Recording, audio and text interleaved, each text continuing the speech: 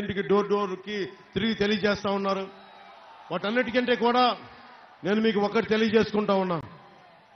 రేపు పొద్దున అసెంబ్లీలో మీరు ఊహించుకోండి, ఒక కొణతాల గారు, మనకి మనోహర్ గారు, అలాగే మనకి మండలి బుద్ధప్రసాద్ గారు, ఇలాంటి బలమైన నాయకులు రేపు పొద్దున అసెంబ్లీకి వెళ్ళి మన కూటమి ప్రభుత్వంతో ఏర్పడి మీ ప్రతి సమస్య కోసం పోరాడితే గొంతు ఎంత బాగుంటుందో, ఎంత బలమైన గళ వినిపించగలమో మీరు ఊహించుకోండి.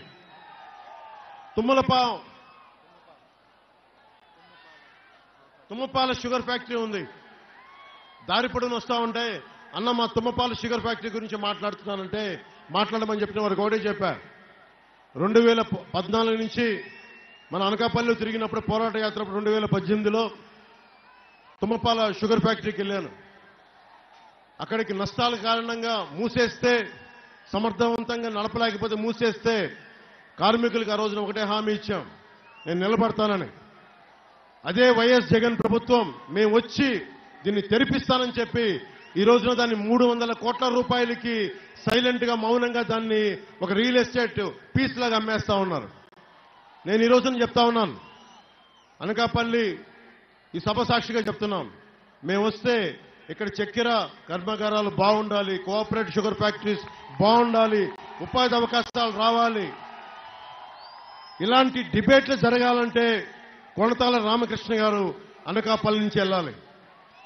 సుజలా స్రవంతి పథకం, ఉత్తరాంధ్ర సుజలా స్రవంతి పథకం రావడానికి కొణతాల రామకృష్ణ గారే కారకులు.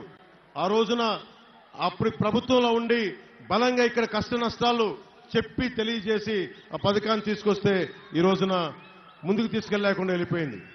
అలాంటి వ్యక్తి ఈ రోజున మనకి అసెంబ్లీలో కనుక అడుగు పెడితే జనసేన తరపు నుంచి, మన తరపు నుంచి, మన కూటమి తరపు నుంచి ఎంత బలమైన గళ ఉంటుందో, ఎంత బలంగా మనం అనకాపల్లికే కాదు ఉత్తరాంధ్రకే మొత్తం బలంగా ఒక రాష్ట్రానికే బలమైన నాయకులైన ఈ రోజున మనకి అనకాపల్లి బెల్లం ఇక్కడ పరిశోధనా కేంద్రం ఉంది.